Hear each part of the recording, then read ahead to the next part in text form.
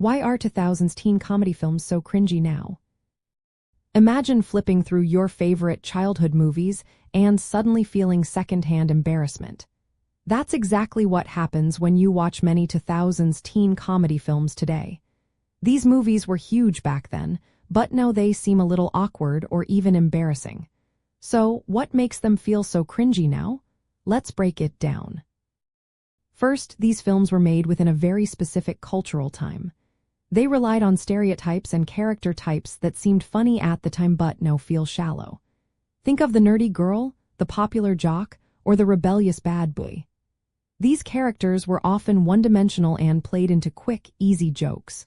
Today's audiences want more depth and realness, so these simplified types come off as outdated. The humor itself also doesn't age well. Many of these movies used crude jokes, silly dance scenes, and catchphrases that were meant to be funny right away. They aimed for broad appeal, not clever or lasting comedy. When you revisit them now, the jokes feel forced or just plain silly. It's like watching someone try too hard to be funny. Another big reason is the fashion and style. The low-rise jeans, trucker hats, and heavy eyeliner that seem trendy then now look pretty awkward.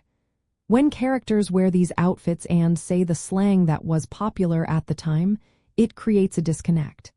It's like looking at a snapshot of a very specific era that no longer feels relevant. The story formulas also feel predictable. You know there will be a prom scene, a makeover montage, and the main character suddenly becoming popular at just the right moment. These tropes became so common that they now seem almost robotic. Modern viewers see through the clichés and find them tiresome. Plus, some content in these movies now feels problematic. Jokes about appearance, weight, or gender often came across as mean-spirited. The way female characters were portrayed sometimes relied on stereotypes about superficiality or cattiness.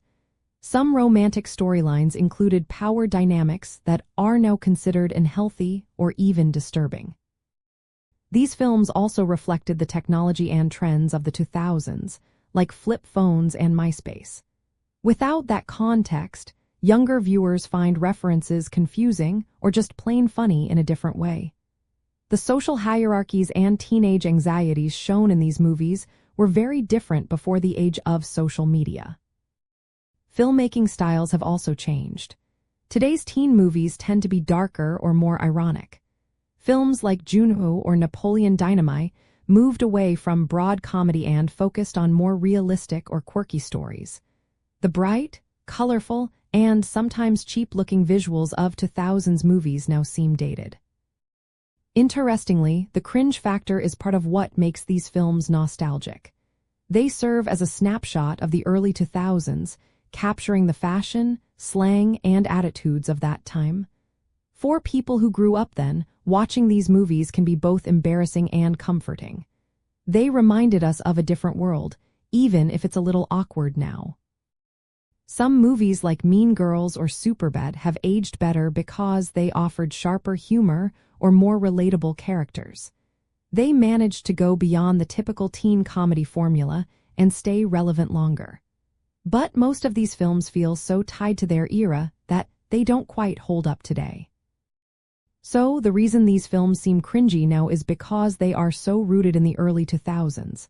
Their fashion, jokes, stereotypes, and storytelling style all scream that specific time. That's what makes them feel awkward to modern viewers. But at the same time, that same awkwardness makes them fun to look back on as a piece of entertainment history.